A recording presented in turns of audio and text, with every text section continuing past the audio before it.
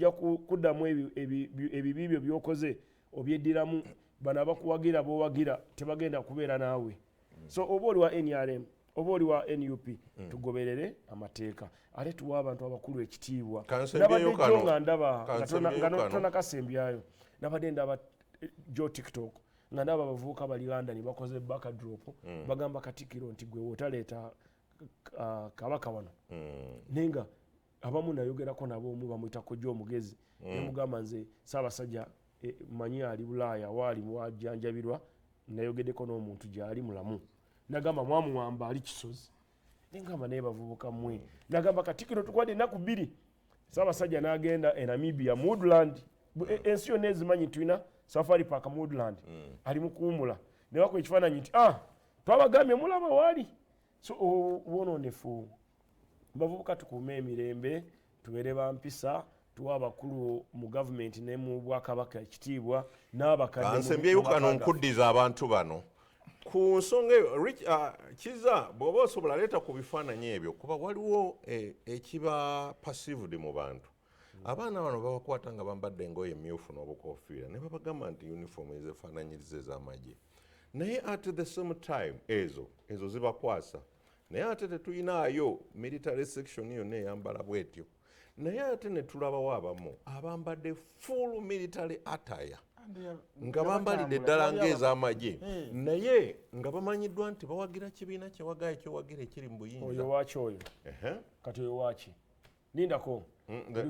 abaleete bonna tugenda balaba leeta n'abalala bonna Sauda Madade yo uniform ya officer commissioned officer leeta n'abalala njagala bali mu military attire ez'amagye zennyini commissioned officer ceremonial. Those are the ones arrested. Oyo oba yaani naye si mujaasi oyo mukyala alinganga Lilian Abba oyo RPC ndabanga RPC olabanga RPC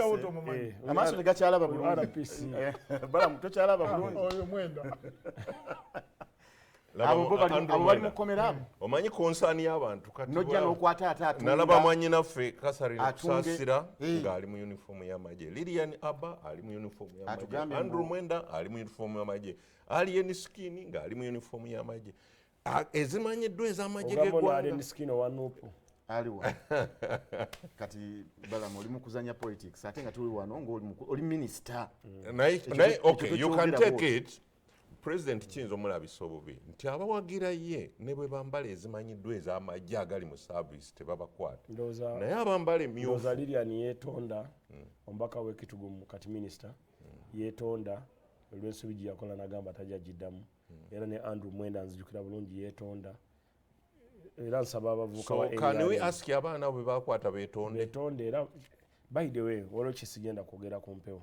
ne waliwo ekitambudde tutambuzizaako kalwanga towards kubajjayo it's just a matter of time tubeere bakakamu ate we tubanga abagenda okubafuna ne oli n'abeera n'alagira tetubegayirira kubata mu ddembe lyabwe.